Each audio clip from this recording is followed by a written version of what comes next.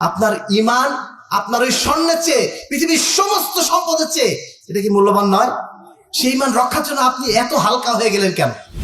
যে ঈমানের কারণে আপনি মুসলমান, যে ঈমানের কারণে আপনি কাল কিয়ামতের ময়দানে আল্লাহর কাছে মুক্তি চাচ্ছেন, সেই ঈমানের কারণে, সেই ঈমানকে রক্ষার জন্য তো আপনার সমস্ত কার্যক্রম থাকা দরকার।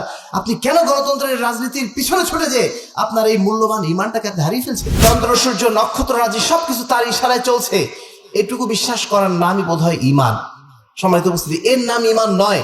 এই ঈমান কুরাইশরাও রাখতো, এই ঈমান আল্লাহ রাসূল সাল্লাল্লাহু আলাইহি ওয়াসাল্লামের যুগে যারা কাফের ছিল তারাও রাখতো। একজন সচেতন আহলুল হাদিস হিসাবে আমি কখনো কোনো অবস্থাতে এই গণতন্ত্রের পক্ষে আমি রায় দিতে পারি? আমার আপনার রাজনীতি কি গণতন্ত্রের রাজনীতি নাকি ইসলামী খেলাফতের রাজনীতি? আহলে হাদিস আন্দোলন বাংলাদেশ, আসুন পবিত্র কুরআন ও সহিহ হাদিসের আলোকে জীবন গড়ি। আসসালামু আলাইকুম ওয়া রাহমাতুল্লাহি ওয়া বারাকাতুহু। ইন্নাল হামদুলিল্লাহি ওয়াহদাহু ওয়াসসালাতু ওয়াসসালামু আলা মান লা নাবিয়্যা বা'দাহু। আম্মা বা'দ, ফাআউযু বিল্লাহি মিনাশ শাইতানির রাজীম। বিসমিল্লাহির রহমানির রহিম। ওয়া আকিম ওয়াজহাকা লিল্লাযীনা হানিফা ওয়া লা তাকুনান্না মিনাল মুশরিকিন ওয়া লা তাদউ মিন দুনিল্লাহি মা লা ইয়ানফাউ ওয়া লা ইয়াযুররুক ফাইন ফাআলতা ফাইন্নাকা ইযাম মিনায যালিমিন। সূরা ইউনূস 106 নম্বর আয়াত। সিরাজগঞ্জ জেলার কাজীপুর উপজেলায় অবস্থিত দারুল হাদিস সালাফিয়া মাদ্রাসা শিমুল দাইর কর্তৃক আয়োজিত আজকের এই প্রথম বার্ষিক ওয়াজ মাহফিলের সম্মানিত সভাপতি জনাব মোহাম্মদ শফিউর রহমান, সহসভাপতি আহলে হাদিস আন্দোলন বাংলাদেশ, উপস্থিত আছেন আহলে হাদিস আন্দোলন বাংলাদেশ আহলে যুব সংঘের সম্মানিত দায়িত্বশীল বৃন্দ, উপস্থিত আছেন অত্র এলাকার সম্মানিত মুরব্বিয়ানে কেরাম, সুধী মণ্ডলী, এবং আমার সামনে উপস্থিত অত্র এলাকার বিভিন্ন প্রান্ত থেকে আগত এবং এমনকি সিরাজগঞ্জ শহর বা আশপাশ থেকে অনেকে এখানে এসেছেন, বিভিন্ন এলাকা থেকে আগত সম্মানিত তরুণ ও যুবক ভাইরা, সেই সাথে পর্দা আলে মা ও বোনেরা। প্রশংসা আল্লাহ রাব্বুল আলামিনের জন্য, যার অশেষ রহমতে আজকের এই সুন্দর রাতে আমরা পবিত্র কোরআন এবং সহিহ হাদিস থেকে কিছু আলোচনা শোনার জন্য এখানে একত্রিত হতে পেরেছি। যে আল্লাহ রাব্বুল আলামিন আমাদেরকে এখনো পর্যন্ত সুস্থ রেখেছেন, নিরাপদে রেখেছেন, ঈমানের উপর আমাদেরকে পরিচালিত করছেন, সহিহ আকীদা এবং মানহাজের উপর যিনি আমাদেরকে পরিচালিত করেছেন, যে আল্লাহ রাব্বুল আলামিন আমাদেরকে সমস্ত নেয়ামত দিয়ে ভরপুর করে রেখেছেন, সেই রবের দরবারে আমরা শুকরিয়া আদায় করছি অন্তরস্থল থেকে, আলহামদুলিল্লাহ। দরুদ ও সালাম বর্ষিত হোক শেষ নবী আহমদ মুস্তাফা মুহাম্মদ মুস্তাফা সাল্লাল্লাহু আলাইহি ওয়াসাল্লামের প্রতি, যিনি আমাদের একমাত্র আদর্শ এবং যার আদর্শ অনুসরণের মাধ্যম দিয়ে দুনিয়া এবং আখিরাতে আমরা সফলকাম হতে পারি, সেই রাসূলের উদ্দেশ্যে আমরা সংক্ষেপে দরুদ পাঠ করছি। আল্লাহুম্মা সাল্লি আলাইহি আল্লাহুম্মা বারিক আলাইহি। সম্মানিত উপস্থিতি, আমি প্রথমে আন্তরিকভাবে শুকরিয়া আদায় করছি অত্র মাদ্রাসার প্রতিষ্ঠাতা পরিচালক জনাব মোহাম্মদ নাইমুল ইসলাম ভাইয়ের প্রতি, যিনি দারুল হাদিস সালাফিয়া মাদ্রাসাটি প্রতিষ্ঠা করেছেন এবং এই মাদ্রাসার প্রতিষ্ঠা লগ্ন থেকে এই মাদ্রাসার সাথে আমরা মোটামুটি সম্পৃক্ত ছিলাম। এর আগেও আমি একবার এখানে এসেছি এবং সেই সূত্রে আজকে প্রথম বার্ষিক এই ওয়াজ মাহফিলও এখানে আগমন।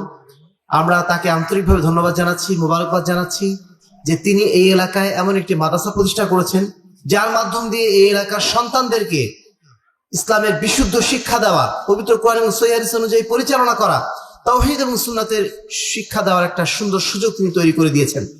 এজন্য আমরা তার প্রতি আন্তরিক কৃতজ্ঞতা জানাচ্ছি এবং প্রত্যাশা করছি যে আল্লাহ রাব্বুল আলামিন তার এই প্রতিষ্ঠানকে ইনশাআল্লাহ কবুলিয়াত দান করবেন।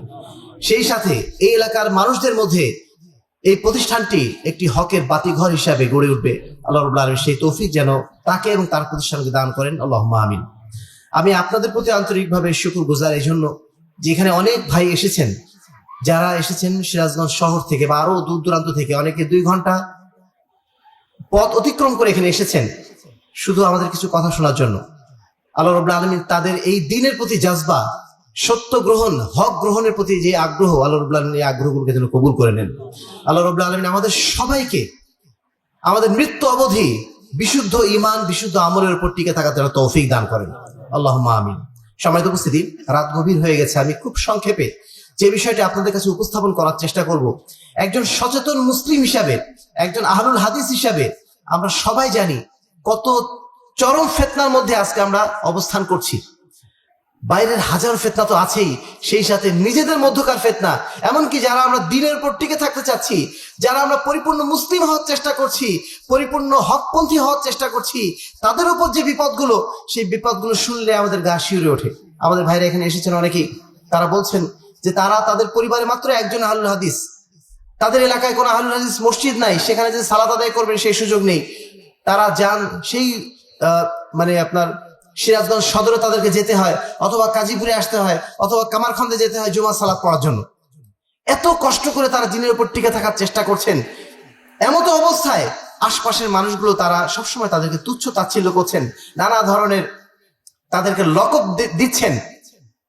এই অবস্থার মধ্য দিয়ে আলহামদুলিল্লাহ তারা হকের উপর যে টিকে আছেন, এটা আল্লাহ রাব্বুল আলামিনের অশেষ রহমত, আল্লাহ রাব্বুল আলামিনের অশেষ নেয়ামত বলে আমরা মনে করি। আল্লাহ রাব্বুল আলামিন তাদেরকে এই নেয়ামতের উপর যেন টিকে থাকা তৌফিক দান করেন, আল্লাহুম্মা আমিন। আমি আপনাদের উদ্দেশ্যে যে কথাটি বলতে চাইবো, প্রত্যেকে এখানে যারা আমরা উপস্থিত রয়েছি, যারা আমরা শুনছি, যে যেখানে আছি না কেন, অনলাইনের মাধ্যম দিয়ে যারা আছি, সমস্ত ভ্রাতৃমণ্ডলীর কাছে, তিনি মুসলমান হন, তিনি অমুসলমান হন, তিনি নারী হন, পুরুষ হন, যুবক হন, বৃদ্ধ হন, সবার প্রতি আমাদের মৌলিক যে বক্তব্য এবং আমার নিজের প্রতিও যে নসিহত, আসুন আমরা আমাদের ঈমানকে মজবুত করার চেষ্টা করি। পৃথিবীতে আল্লাহ রাব্বুল আলামিন যত নিয়ামত দান করেছেন, সমস্ত নিয়ামতের উপর সবচেয়ে বড় নিয়ামত হচ্ছে আল্লাহ রাব্বুল আলামিন যে ঈমান আমাদেরকে দান করেছেন।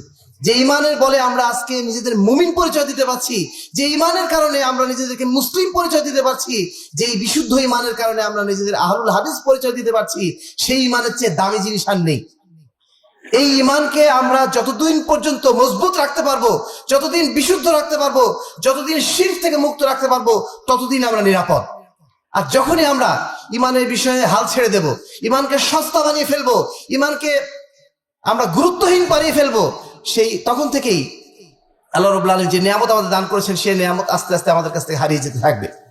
এজন্য নিজের ঈমানকে মজবুত করা আমাদের সবচেয়ে বড় দায়িত্ব। সম্মানিত উপস্থিতি, আমরা মনে করি যে ঈমান মানে হচ্ছে এই যে আমি আল্লাহকে বিশ্বাস করেছি, আল্লাহ রাব্বুল আলামিন আমার রিজিক দাতা, আল্লাহ রাব্বুল আলামিন দুনিয়া সব চালাচ্ছেন, চন্দ্র সূর্য নক্ষত্র রাজি সবকিছু তার ইশারায় চলছে, এটুকু বিশ্বাস করার নামই বোধ হয় ঈমান। সম্মানিত উপস্থিতি, এর নাম ঈমান নয়। এই ঈমান কুরাইশরাও রাখতো, এই ঈমান আল্লাহ রাসূল সাল্লাল্লাহু আলাইহি ওয়াসাল্লামের যুগে যারা কাফের ছিল তারাও রাখতো। ঈমান আসলে কোনটা? ঈমান হচ্ছে আল্লাহ রাব্বুল আলামিন যা কিছু দিয়েছেন সেটাকে মেনে নেওয়া, যা নিষেধ করেছেন সেখান থেকে বিরত থাকার নাম। যখন আমি আপনি আল্লাহর দেওয়া নির্দেশগুলো পালন করতে পারবো এবং আল্লাহ রাব্বুল আলামিনের নিষেধগুলো থেকে নিজেকে বাঁচার জন্য চেষ্টা করতে পারবো, যখন তার শিরক থেকে নিজেকে মুক্ত রাখতে পারবো, তখনই আমি প্রকৃত ঈমানদার। আমরা আহলুল হাদিস আলহামদুলিল্লাহ আমরা মাজারে যাই না, তাই না? আমরা আহলুল হাদিস আমরা ইনশাআল্লাহ তাবিজ পড়ি না। আমরা আহলুল হাদিস ইনশাআল্লাহ আমাদের সন্তানদের কপালে আমরা কালো টিপ লাগাই না। ইনশাআল্লাহ আমরা যে কোনো বিপদ আপদ আসলে কবিরাজের দরবারে ছুটি না। আমরা সবসময় যা কিছু চাওয়ার কার কাছে চাই? ইয়াকা না'বুদু ওয়া ইয়াকা নাস্তাইন, আল্লাহর কাছেই চাই। আল্লাহ রাব্বুল আলামিন সবকিছু দেন। উদউনি আস্তাজিব লাকুম, তোমরা আমার কাছে চাও, আমি তোমাদেরকে দেব। সবকিছু দেওয়ার মালিক কে? আল্লাহ রাব্বুল আলামিন। সবকিছু সমস্ত বিপদ থেকে উদ্ধার করেন কে? আল্লাহ রাব্বুল আলামিন। এগুলোকে আলহামদুলিল্লাহ আমরা যারা আহলুল হাদিস তারা বিশ্বাস করি। কিন্তু আমরা কোন জায়গাতে নড়বড় হয়ে যায় যখন বিপদ আপদ আসে, কিরকম? রিজিকের উপরে। এখন আমার চাকরি নাই, একটা ব্যাংকে চাকরি হয়ে গেছে,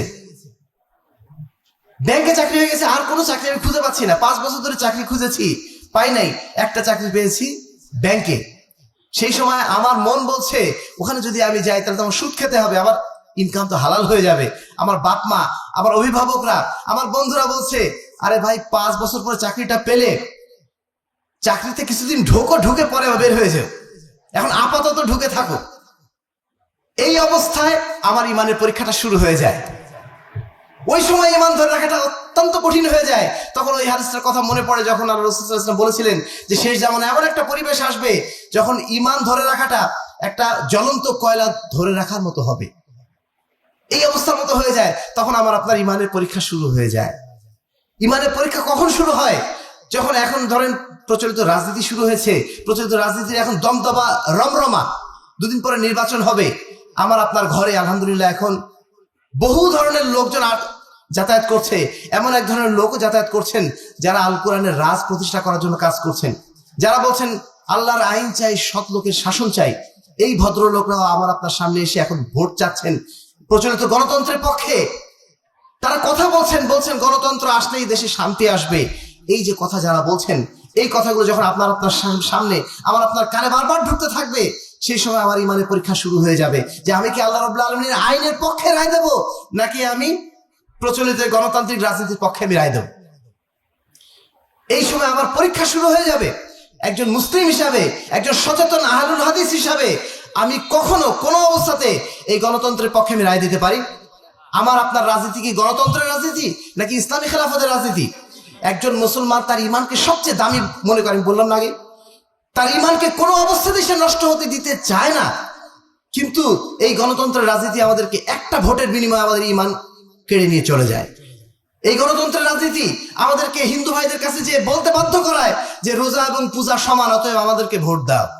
এই গণতন্ত্রের রাজনীতি আমাদের শিখিয়ে দিয়েছে কৃষ্ণ, তারপরে দুর্গা, মোহাম্মদ সাল্লাল্লাহু আলাইহি ওয়াসাল্লাম, মুসা আলাইহিস সালাম সবাই একই কাতারের মানুষ, তারা সবাই ভালো মানুষ, এজন্য মানুষ তাদেরকে অনুসরণ করতো। এই কথা বলতে বাধ্য করায় আমাদেরকে গণতন্ত্র। যদিও আমি ইসলামী রাজনীতিবিদ, ইসলামের নামে রাজনীতি করছি, কিন্তু আমাদের দরকার ভোট। এই রাজনীতি আমাদের শিখিয়েছে একটা ভোটেরও মূল্য আছে। এই জন্য মানে ইমানটাকে আমরা এত তুচ্ছ বানিয়ে ফেলেছি, এত সস্তা বানিয়ে ফেলেছি যে যখন তখন আমরা ইমান বিরোধী কথা বলতে এক মুহূর্ত দ্বিধা করছি না। সময় উপস্থিতি, ইমানের কথা এই জন্যই বারবার আমরা বলছি, ইমানটাকে দয়া করে বোঝার চেষ্টা করুন, ইমানটাকে হেফাজত করার চেষ্টা করুন। আল্লাহ রাব্বুল আলামিন যখন যাদের আমাদের সম্পদ দিয়েছেন, ধরে নেন আপনার বাড়ির যারা মহিলা আছে তাদেরকে আল্লাহ রাব্বুল আলামিন একটা অলংকার দিয়েছেন, ধরে নেন ওই অলংকার সে কখনো বাজারে বাইরে ফেলে রাখবে? সে সবসময় চেষ্টা করে সংরক্ষণ করার জন্য, যে কোনো মূল্যে সেটাকে হারাতে দেবে না, সেই চেষ্টা করে সে, কারণ সেটা তার কাছে মূল্যবান। আপনার ইমান আপনার ওই স্বর্ণের চেয়ে, পৃথিবীর সমস্ত সম্পদের চেয়ে এটা কি মূল্যবান নয়? সেই ইমান রক্ষার জন্য আপনি এত হালকা হয়ে গেলেন কেন?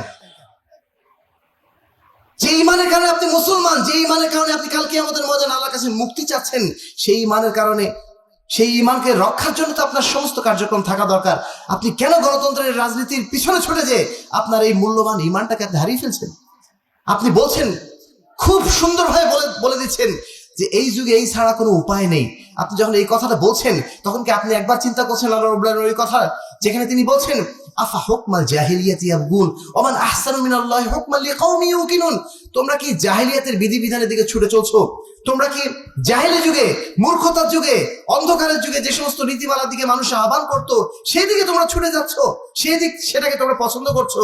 অথচ আল্লাহর কাছে সবচেয়ে, একজন ইমানদারের কাছে সবচেয়ে পছন্দনীয় বিধান হচ্ছে ওই বিধান যে বিধান আল্লাহ রাব্বুল আলামিন দান করেছেন। আমরা একজন মুমিন হিসাবে আমাদের ইমানের সর্বশেষ স্তর থাকা পর্যন্ত একটাই দাবি করে যাব যে এদেশে যতদিন পর্যন্ত আল্লাহ রাব্বুল আলামিনের আইন বিধান কায়েম হচ্ছে না, যতদিন পর্যন্ত ইসলামী খেলাফত কায়েম হচ্ছে না, ততদিন পর্যন্ত আমরা ইসলামী খেলাফতের দাবি করে যাব। আমরা কোনো অবস্থাতে এই কথা বলবো না আমাদের এখন উপায় নেই, আপাতত যাই। আপাতত যাইয়ের অর্থ হচ্ছে ওই রকম, আপনি রিজিক মানে চাকরি পাচ্ছেন না, এজন্য আপাতত আপনি সুদী ব্যাংকে ঢুকলেন। আপনি কি আল্লাহর কাছে জবাবদিহি করতে পারবেন কাল কিয়ামতের ময়দানে যে আল্লাহ রাব্বুল আলামিন আমি রিজিক পাইনি এই জন্য গেছি? আল্লাহ রাব্বুল আলামিন বলবেন এই কথাই, তোমার কি আর কোনো রিজিক ছিল না? ইন্না আরযাল্লাহি ওয়াসিআ, আল্লাহর জমিন তো প্রশস্ত, তুমি কার পিছনে ছুটছো? ফাইনা তাযহাবুন, তোমরা যাচ্ছোটা কোথায়? ইন হুয়া ইল্লা যিকরুল লিল আলামিন, এটা তো আল্লাহর পক্ষ থেকে আসা বিধান, সেই বিধানকে ছেড়ে দিয়ে তুমি যাচ্ছোটা কোথায়? সম্মানিত উপস্থিতি, আমাদের ইমান আমাদের সবচেয়ে গুরুত্বপূর্ণ জিনিস। অতএব ইমানকে যেন আমরা সবসময় মজবুত রাখার চেষ্টা করি, ইমানকে যেন তরতাজা রাখার চেষ্টা করি, তাহলে ইনশাআল্লাহ রাব্বুল আলামিনের কাছে আমরা মুক্তি পাওয়ার জন্য আশা করতে পারি। আর না হলে এত শত রাজনীতি, এত শত অর্থনীতি, এত শত ব্যবসা, এত ধরনের গল্পগুজব, এগুলো কোনো ফায়দা আল্লাহর কাছে নেই। সম্মানিত উপস্থিতি, 2 নম্বর যে বিষয়টি, আমাদেরকে সর্বদা সঠিক জিনিসটা জানার চেষ্টা করতে হবে, সঠিক জ্ঞান অর্জন করার চেষ্টা করতে হবে। আজকে মুসলিম উম্মাহ সবচেয়ে যে দুর্বলতার মধ্যে রয়েছে, তারা চরম অজ্ঞ ইসলাম সম্পর্কে, সবকিছু সম্পর্কে জানে, ফিজিক্স বলেন, সায়েন্স বলেন, অর্থনীতি বলেন, বাংলা বলেন, ইংরেজি বলেন, সবকিছু সম্পর্কে জানে না শুধু ইসলাম সম্পর্কে। আমরা আপনাদের প্রতি বিনীত অনুরোধ জানাবো, আপনি আহলে হাদিস হন, আহলে হাদিস না হন, মাযহাবী হন, যেই হন না কেন, আপনি যে কোনো বিষয়ে সঠিক জ্ঞানটা অর্জন করার চেষ্টা করুন। এই সঠিক জ্ঞান আছে কোথায়? মাজারে আছে, কোন মাযহাবে আছে, কোন পীরের দরবারে আছে, কোন বুজুর্গের কাছে আছে, আকাবিরের কাছে আছে, মুন্সির কাছে আছে, ইমাম সাহেবের কাছে আছে। অকুলিল হাক্কু মির রাব্বিকুম ফামান শাআ ফালিউমিন ওয়া মান শাআ ফালিয়াকফুর। হক আসে শুধুমাত্র কার পক্ষ থেকে? আল্লাহর পক্ষ থেকে এসেছে। কিভাবে? পবিত্র কোরআন এবং সহিহ হাদিস, এই দুটো হচ্ছে হক জানার মাধ্যম, এর বাইরে জানার কোনো মাধ্যম নেই। আহলে হাদিসরা সমাজের বুকে এই কথাই বলে, আসুন পবিত্র কোরআন ও সহিহ হাদিসের আলোকে জীবন গড়ি, সকল বিধান বাতিল করো, ওহীর বিধান কায়েম করো। এই কথাগুলোর বলার একটাই উদ্দেশ্য, আমরা চাই আল্লাহ রাব্বুল আলামিনের বিধান আল্লাহর জমিনে প্রতিষ্ঠিত হোক। আমরা চাই আল্লাহ রাব্বুল আলামিনের বিধান মানুষ মেনে চলুক, মানুষের বিধান নয়, আল্লাহ রাব্বুল আলামিনের দেওয়া বিধানকে মানুষ একমাত্র মেনে চলুক। মানুষ আল্লাহর কাছ থেকে এসেছে, মানুষ আল্লাহর দাস, মানুষ কোনো মানুষের দাস না। আমরা আল্লাহর দাস হতে চাই, আর এই কারণে পবিত্র কোরআন এবং সহিহ হাদিস অনুযায়ী আমরা জীবন গড়ার আহ্বান জানিয়েছি। পীর বুজুর্গ যত বড়ই সম্মানিত ব্যক্তি হন না কেন, মাযহাবে যারা ইমাম রয়েছেন, যারা যত বড়ই সম্মানিত হন না কেন, তারা তো আল্লাহর চেয়ে বড় কেউ নন, তারা তো আল্লাহ রসুলের চেয়ে বড় কেউ নন। আমাদের একটাই কথা, আতিউল্লাহ ওয়া আতিউর রাসূল, তোমরা আল্লাহর আনুগত্য করো, তোমরা রাসূলের আনুগত্য করো। আমরা এই কথার দিকে মানুষকে আহ্বান জানাই, এবং জ্ঞান আছে শুধুমাত্র আল্লাহর কিতাব এবং রাসূল সাল্লাল্লাহু আলাইহি ওয়াসাল্লামের সুন্নাতের মধ্যে। আমরা সর্বদাই জানতে চাইবো, কোন ইবাদত করছি, এটাকে আল্লাহ বলেছেন, এটা আল্লাহ রাসূল বলেছেন। আমি ৫ ওয়াক্ত সালাতের পরে দলবদ্ধভাবে মোনাজাত করছি, যখন আমার কাছে পয়গাম চলে আসবে যে আল্লাহ রাসূল কখনো করেন নাই, এটাকে আমরা ছাড়তে পারবো না? কেন ছাড়তে পারবো না? কেন ছাড়তে পারবো? এই জন্য পারবো, কারণ আমরা আল্লাহ এবং আল্লাহর দাস এবং রাসূল সাল্লাল্লাহু আলাইহি ওয়াসাল্লামের সুন্নাতের অনুসারী। এই কারণে এটা আমাদের জন্য ছাড়া কোনো ব্যাপার না। আর আমরা যদি মোল্লা মুন্সির অনুসারী হয়, আমরা যদি পীর বুজুর্গের অনুসারী হয়, তাহলে এটা আমাদের জন্য ছাড়া কষ্টকর হয়ে যাবে। তখন মনে হবে যে না, পীর বুজুর্গ তিনি কি ভুল বলেছেন, অমুক মুরব্বী উনি কি ভুল বলেছেন। আমরা আহলুল হাদিসরা কখনো এই কথা বলি না। আমরা কি বলি? আল্লাহ এবং তার রাসূল বলেছেন, ব্যাস খালাস। এরপর আমাদের আর কোনো বক্তব্য নেই। বাপদাদা 14 পুরুষ করেছে, তাই কি হয়েছে? তারা ভুল করতেই পারে, তাদের ভুলের অনুসারী আমি হতে পারি না। তারা যা কিছু সঠিক কাজ করেছে সেগুলো আমরা অনুসরণ করব, যা ভুল করেছে সেগুলো আমরা অনুসরণ করব না। এটাই আহলে হাদিসের সাফ কথা, এর বাইরে দ্বিতীয় কোনো কথা নেই। সম্মানিত উপস্থিতি, আমরা এই কথার প্রতি আপনাদের সবাইকে আহ্বান জানাবো, আসুন সঠিক জ্ঞানটা অর্জন করার চেষ্টা করি। আমরা মুসলমান এতটাই অজ্ঞ, আমরা এখন জানিও না যে এক গ্লাস পানি কিভাবে খেতে হয়, আমরা জানি না যে কিভাবে পেশাব করতে হয়, আমরা জানি না কিভাবে ঘুম থেকে উঠতে হয়।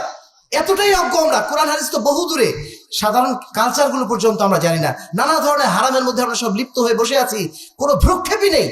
আমরা মনে হয় যে আমাদের মনে হয় কখনো মরতে হবে না, আমরা মনে হয় দুনিয়াতে এমনি এসেছি, আমরা মনে হয় দুনিয়াতে অন্যান্য পশুর মতো ঘুরে বেড়াচ্ছি। এত চেতনাহীন কেন আমরা হলাম? সম্মানিত উপস্থিতি, এই দুটো জিনিস আপনাদের কাছে আমরা রিমাইন্ডার হিসেবে দিয়ে যেতে চাই। প্রথম কথা হচ্ছে, ইমানটা মজবুত করার চেষ্টা করুন, ইমানটা তাজা রাখুন। ইমানের সাথে যেন কোনো অবস্থাতে একটা সেকেন্ডে যেন শিরকের কোনো সংযোগ না ঘটে, এ বিষয়ে যেন সর্বদা আমরা সতর্ক থাকি। 2 নম্বর হচ্ছে, আমরা যেন সব বিষয়ে সবসময় সঠিক জ্ঞানটা অর্জন করার চেষ্টা করি, এবং সঠিক জ্ঞান একমাত্র পাওয়া যাবে পবিত্র কোরআন এবং সহিহ হাদিসের মধ্যে। এই বিষয়ে যেন আমরা একমত থাকি। সম্মানিত উপস্থিতি, এই দুটো বিষয়ে যখন আমরা একমত হওয়ার পরে দ্বিতীয় যে বিষয়টি আমাদের হবে, এখন আমরা নিজেদেরকে জাহান্নামের আগুন থেকে যেমন বাঁচাবো, আমাদের পরিবার, আমাদের সমাজকে আমাদের জাহান্নামের আগুন থেকে বাঁচাতে হবে না? আমার যে সন্তানটা হয়েছে, এই সন্তানটা আমার ছোট ভাই বলে গেলেন এই মুহূর্তে, যে একটা সন্তানকে যদি আপনি ভালো সন্তান হিসেবে গড়ে তুলতে পারেন, তাহলে আপনার জীবনটা যেন আরো প্রলম্বিত হয়ে গেল। আপনি মরার পরে আপনার আসলে মৃত্যু হয়নি, আপনার সন্তানের মাধ্যম দিয়ে আপনার জীবনটা আরো চলমান। কারণ আপনার সন্তানকে যদি আপনি সঠিকভাবে লালন পালন করেন, দ্বীনের উপর লালন পালন করেন, ওই সন্তান যত ভালো কাজ করবে, সেই সমস্ত ভালো কাজের একটা অংশ আপনার আমলে যুক্ত হতে থাকবে না? তার মানে আপনি জীবিতই আছেন। আপনি জীবিত থাকতে যে আমল করতেন, সে আমলটা যখন আপনার সন্তান করছে, আপনার সন্তানের আমল আপনার আমল নামে যুক্ত হচ্ছে। এই জন্য সন্তানের প্রতি গুরুত্ব দেওয়াটা আমাদের অত্যন্ত জরুরি। আপনার সন্তান সঠিকভাবে লালিত পালিত হচ্ছে কিনা। একজন মুরব্বী বলছেন, একজন বিদ্যালয়ে বলছেন যে আপনি চেষ্টা করবেন আপনার সন্তানকে নিজ দায়িত্বে, নিজে হাতে অন্তত সূরা ফাতিহাটা শেখানো। কেন? একটা সন্তান যদি প্রকৃত মুসলিম হিসেবে বেড়ে ওঠে, তাকে প্রতিদিন অন্তত 5 ওয়াক্ত সালাত আদায় করতে হবে, অন্তত 17 রাকাত সালাত তাকে আদায় করতে হবে। যতবার তাই মানে প্রতিটা রাকাতে তাকে অন্তত একবার সূরা ফাতিহা পড়তে হবে। এই যে সূরা ফাতিহা এতবার পড়ছে, প্রতিবার সূরা ফাতিহা পড়ার যে সওয়াব, সে সওয়াবের একটা অংশ আপনার আমলে যুক্ত হতে থাকছে। তো এই যে এই ব্যবসাটা কিন্তু সবচেয়ে বড় ব্যবসা। আপনি মনে করছি আমার 5টা দোকান, 10টা দোকান, 20টা দোকান, ঢাকায় 5টা দোকান আছে, আমি বড় ব্যবসায়ী না। আপনি বড় ব্যবসায়ী না, আপনি বড় ব্যবসায়ী কখন হবেন? যখন আপনার সন্তানকে আপনি সঠিকভাবে লালন পালন করতে পারবেন, যখন আপনার পরিবারকে আপনি সঠিকভাবে লালন পালন করতে পারবেন, আপনার এলাকার মানুষদেরকে আপনি সালাতি বানাতে পারবেন, আল্লাহর দ্বীনের অনুসারী বানাতে পারবেন, তখনই আপনি প্রকৃত অর্থে সবচেয়ে বড় ব্যবসায়ী। আপনার এক একটা মানুষ মানে এক একটা দোকান। ওই ব্যবসায় কোনো এমন একটা তিজারাতুন লান তাবুর, এমন একটা ব্যবসা, এই ব্যবসায় কোনো লস নেই, এই ব্যবসায় কোনো লস নেই। এই ব্যবসাটাই আমরা যেন করার চেষ্টা করি। আর এই ব্যবসার একটা কেন্দ্র খুলেছেন আমাদের মোহাম্মদ নাইমুল ইসলাম ভাই, দারুল হাদিস সালাফিয়া মাদ্রাসা এই ব্যবসারই একটা কেন্দ্র, যে ব্যবসার মাধ্যম দিয়ে আমাদের সন্তানরা গড়ে উঠছে। আপনাদের প্রতি আমাদের অনুরোধ থাকবে, অনেক বড় বড় স্কুল হয়তো দেখবেন, সেখানে হয়তো ইংরেজি শেখানো হয়, অনেক কিছু শেখানো হয়, কিন্তু দিনের প্রকৃত শিক্ষা, এই শিক্ষা আপনি কি ওই জায়গাগুলোতে পাবেন? দিনের প্রকৃত শিক্ষা পেতে গেলে আপনাকে এই ধরনের প্রতিষ্ঠানে আসতে হবে। হাদিস মানবিক শিক্ষা বোর্ড আলহামদুলিল্লাহ বাংলাদেশের বুকে বর্তমানে প্রায় 200টি প্রতিষ্ঠান পরিচালনা করছে, যে সমস্ত প্রতিষ্ঠানের মূল উদ্দেশ্যই হচ্ছে আমাদের সন্তানকে সহিহ আকীদা এবং মানহাজ অনুযায়ী গড়ে তোলা, বিশুদ্ধ ঈমানের এবং বিশুদ্ধ আমলের অধিকারী হিসেবে গড়ে তোলা। এই জন্য আপনাদের সবার প্রতি আমাদের আহ্বান থাকবে, এই মাদ্রাসাকে আপনারা যেন সার্বিকভাবে সহযোগিতা করেন, আপনাদের সন্তানদেরকে যেন এই সমস্ত মাদ্রাসায় পড়ান। আমাদের মুরব্বীরা দাবি করে গেছেন, যেন এই কথা আপনাদের উদ্দেশ্যে বলি, যে কাজীপুর, এই কাজীপুর অনেক ধনী মানুষদের বসবাস, সেখানে অনেক মানুষ সেখানে আছেন যারা চাইলে একাই একটা মাদ্রাসা করে দেওয়ার মতো তার সামর্থ্য রয়েছে। আমি আপনাদের প্রতি বিনীত আহ্বান জানাচ্ছি, আমরা যদি প্রকৃত অর্থে আখিরাতের ব্যবসায়ী হতে চাই, তাহলে অন্তত পক্ষে চেষ্টা করব এই যে নাইমুল ইসলাম ভাইরা যে মাদ্রাসা তৈরি করেছেন, এই ধরনের মাদ্রাসার জন্য আপনারা যেন সাধ্যমতো খরচ করার চেষ্টা করেন। এই মাদ্রাসার জন্য ওনারা দাবি করেছেন অন্তত 20% জায়গা যেন কেউ একটা ব্যবস্থা করে দেন। আপনারা একজন 20% জায়গা ব্যবস্থা করে দেবেন, একজন একটা বিল্ডিং করে দেবেন, একজন একটা মসজিদ করে দেবেন, কমপ্লিট একটা কমপ্লেক্স যেন এই কাজীপুরের বুকে গড়ে ওঠে। যদি এটা গড়ে তুলতে পারি, এটা আমাদের সবার জন্য, এলাকাবাসীর জন্য একটা বড় নেয়ামত হবে। এই কাজটা আমরা যেন সাধ্যমতো করার চেষ্টা করি। যারা এখানে আছেন তারা তো এই বিষয়ে চিন্তা করবেনই, যারা নেই তাদের কাছেও এই পয়গামটা পৌঁছে দেওয়ার চেষ্টা করবেন, এবং আমাদের প্রত্যেকের সামান্য অর্থ হলেও যেন এই প্রতিষ্ঠানের পিছনে ব্যয়িত হয়, এই চেষ্টা যেন অন্তত পক্ষে আমরা যারা এলাকাবাসী রয়েছি তারা যেন করি। আর যারা দূর দূরান্ত থেকে এসেছেন তাদের প্রতি আমাদের বিনীত অনুরোধ থাকবে, আমরা যেমন মসজিদ করার জন্য যেমন চেষ্টা চালাই, ঠিক তেমনই যেন একটা ছোট্ট প্রতিষ্ঠান করার জন্য চেষ্টা চালাই। অন্তত ক্লাস 5 পর্যন্ত যদি একটা মাদ্রাসা আমরা এলাকায় প্রতিষ্ঠা করতে পারি, আমার সন্তানের ফাউন্ডেশনটা ইনশাল্লাহ গড়ে উঠবে ওখান থেকে। যদি তারা তাওহীদ এবং সুন্নাতটা ছোট বয়সে শিখে যায়, ইনশাল্লাহ ভবিষ্যতে তারা কখনো মুশরিক হবে না, ভবিষ্যতে ইনশাল্লাহ তারা কখনো বেদাতি হবে না। হতে পারে তারা ডাক্তার হয়েছে, হতে পারে তারা ইঞ্জিনিয়ার হয়েছে, হতে পারে তারা প্রধানমন্ত্রী হয়েছে, কিন্তু ইনশাল্লাহ তারা ইসলামের পথে নিজেদেরকে উৎসর্গ করার জন্য ইনশাল্লাহ প্রস্তুত থাকবে। সেই পর্যায়টা সৃষ্টি করার জন্য অবশ্যই শিক্ষা ব্যবস্থা বা শিক্ষা প্রতিষ্ঠানগুলো গড়ে তোলাটা আমাদের জন্য জরুরি কর্তব্য।